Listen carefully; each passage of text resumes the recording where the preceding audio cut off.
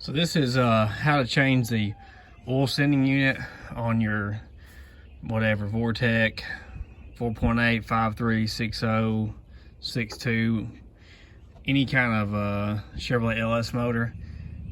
They have an oil sending unit like this at the back of the block, and if you're in a stock vehicle, this is a 2008 Yukon XL. It'll be the same for a Chevrolet truck of any kind. You just pop that up, slide it forward, and all I had to do to change this thing, I watched some videos and a lot of guys were saying, oh, take the fuel lines off and all these hoses and stuff. The only thing I did was take the engine cover off to get some room, and I used this 27mm socket with a swivel and an extension and a ratchet that I normally use that swivels. And the sending unit is right down back in here, and actually there's like a little window in this cover on the back of the engine that you can see the sending unit back in there. I'll try to get you a better shot of it.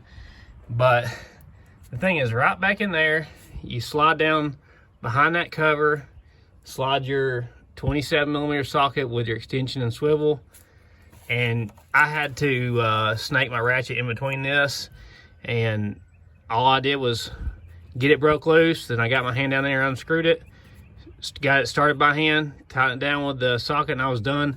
Didn't have to remove the intake, fuel lines, anything. So you can get to it if you're good with your hands and good with a ratchet.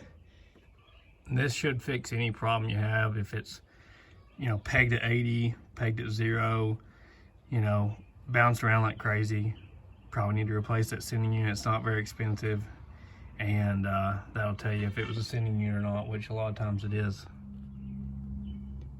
Here's you a better shot. You can actually see it through that cover. So you just got to get behind that cover. It's kind of on this side of the block anyway, and it's not really that bad if you're good with your hands. Not at all.